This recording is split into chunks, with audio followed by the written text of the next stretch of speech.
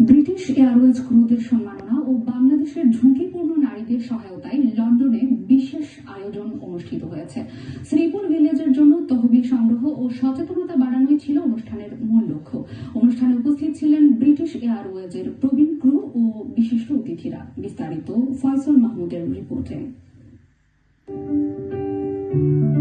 বাংলাদেশের অসহায় নারী ও শিশুদের জন্য ব্রিটিশ এয়ারওয়েজে কর্মরত বর্তমান ও ফরমার কেবিন ক্রুদের মিলন মেলা। কেবিন ক্রুদের সাথে সেই অনুষ্ঠানে যোগ দিয়েছিলেন ব্রিটিশ এয়ারওয়েজের প্রথম নারী ক্যাপ্টেন লরেন টেইলর। 1984 সালে বাংলাদেশের অসহায় মহিলা ও শিশুদের ভাগ্য উন্নয়নের জন্য ব্রিটিশ এয়ারওয়েজের কেবিন ক্রু পেটকার এমবি ঢাকার অদূরে গাজীপুরে গড়ে তুলেছিলেন শ্রীপুর ভিলেজ। শ্রীপুর ভিলেজের 39 বছর পূর্তি উপলক্ষে শ্রীপুর ভিলেজের ট্রাস্টি ব্রিটিশ বাংলাদেশি এবং ব্রিটিশ এয়ারওয়েজের ক্রু সাব্বির করিমের নিজ রেস্টুরেন্টে শনিবার আয়োজন করা হয়েছিল চ্যারিটি লাঞ্চের। We have a 16-acre village which provides the women and children with safety.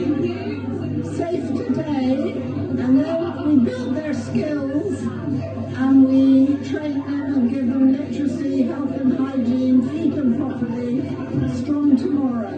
So our slogan is safe today, strong tomorrow.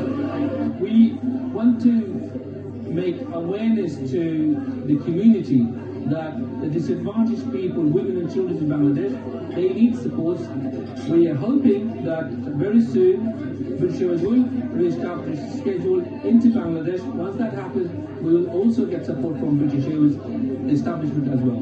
উন্নত জীবনের আশা ছেড়ে দিয়ে শুধুমাত্র অসহায় নারী ও শিশুদের ভাগ্য উন্নয়নের জন্য পেটকার এমবি গড়ে তুলেছিলেন শ্রীপুর ভিলেজ, যেখানে অসহায় শিশু নারীদেরকে শিক্ষা সেবার পাশাপাশি স্বাস্থ্য এবং স্বাবলম্বী করতে কাজ করে যাচ্ছে প্রতিষ্ঠানটি। সেই প্রতিষ্ঠানে যুক্ত হতে পেরে সকলে উচ্ছ্বসিত। British Airways was the pioneer in the very first company to actually support a charity like Shreveport Village. I then went as a volunteer in '94, lived out in Dhaka, Shreveport Village for 3 months.